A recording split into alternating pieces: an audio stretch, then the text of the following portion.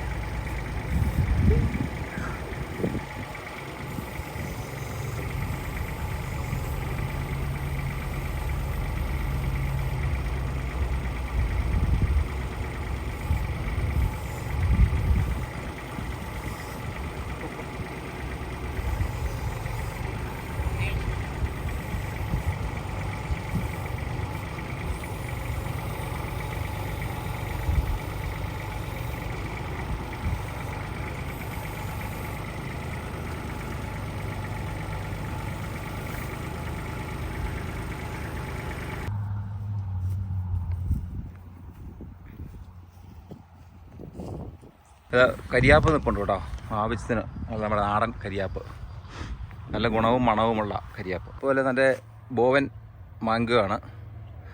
കഴിഞ്ഞ വർഷം കായ്ച്ചായിരുന്നു, ഈ വർഷം കഴിക്കുന്ന സമയമാകുന്നുള്ളൂ. പിന്നെ വാഴയുണ്ട്. ഇത് വേറൊരു മാവ് നിൽക്കുന്നു. ഇതെല്ലാം കൊലയെല്ലാം പോയതാണ്, പിരിച്ച് വെക്കാറായതാണേ. നമ്മൾ പാവലിനും കോവലും ഒക്കെ കയറ്റി വിടാൻ വേണ്ടിയുള്ള പന്തലാണ്. കഴിഞ്ഞ പ്രാവശ്യം ചെയ്തതിൻ്റെ നിൽക്കുന്നതാണ്. അത് ക്ലീൻ ചെയ്തിട്ട് വേണം അടുത്തത് കയറ്റി വിടാൻ. നാടൻ വരിക്കപ്ലാവ് ഉണ്ട് കണ്ടോ, ചക്ക കായ്ച്ച് കിടപ്പുണ്ട്. ഈ പ്രാവശ്യം കുറവാണെന്ന് തോന്നുക, കായ്ക്കുന്നേ ഉള്ളൂ, കായ്ച്ച് വരുന്നുണ്ട്. പിന്നെ തേങ്ങ മുളപ്പിക്കാൻ വേണ്ടി ഇതിൻ്റെ തണലിൽ വെച്ചിട്ടുണ്ട്.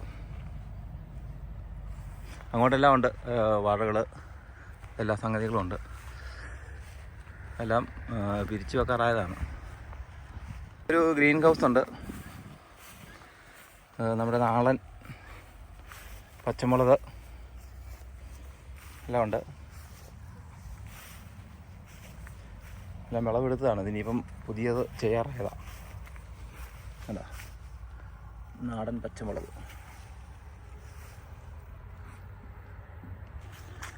ഗ്രീൻ ഹൗസ് നമുക്ക് കയറി ഒന്ന് തുറന്ന് നോക്കാം.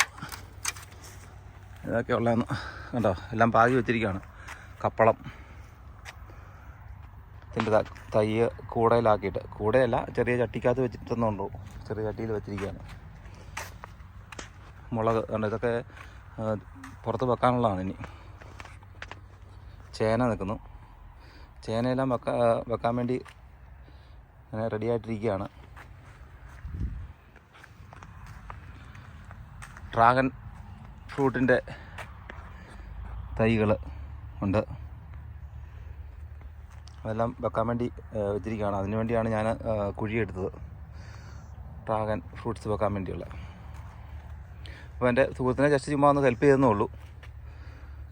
കൃഷി തോട്ടത്തിൽ വന്നപ്പം ഫ്രീ ആയിട്ടിരിക്കുന്ന സമയത്ത് ഞാൻ ഇടയ്ക്ക് വന്ന് അദ്ദേഹത്തെ ഹെൽപ്പ് ചെയ്യാറുണ്ട്. കാരണം എനിക്കും ഇഷ്ടമുള്ള ഒരു സംഗതിയാണ് കൃഷിപ്പണി. അതുകൊണ്ട് മാവ് ഇതൊക്കെ വെക്കാനുള്ളതാണ്. കുറച്ച് മാവ് വെച്ചിട്ടുണ്ട്, അത് കയറി വരുന്നേ ഉള്ളൂ. അപ്പം ഇനിയും കുറച്ച് വെക്കേണ്ടതുണ്ട്. റംബൂട്ടാൻ, അങ്ങനെ എല്ലാ ഫ്രൂട്ട്സുകളും നമ്മുടെ നാട്ടിലെ പോലെ തന്നെ ഇവിടെ കായ്ക്കുമല്ലോ. അപ്പം അതാണ് ഇവിടെ വെക്കുന്നത്. അങ്ങനെയാണ് കാര്യങ്ങൾ. ഇതൊരു പ്ലാവാണ്, ഇത് കായ്ച്ച് വരുന്നേ ഉള്ളൂ. അപ്പോൾ ഇങ്ങനെ ആണ് സ്ഥലത്തിൻ്റെ കിടപ്പ്. മെയിൻ റോഡാണത്. എനിക്ക് തോന്നുന്ന ഒരു 100 ഏക്കറിനോടത്തും സ്ഥലമുണ്ട് ഇത്.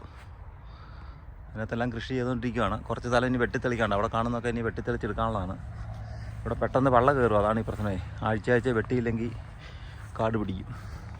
അപ്പോൾ thank you for watching my video. See you next time. By.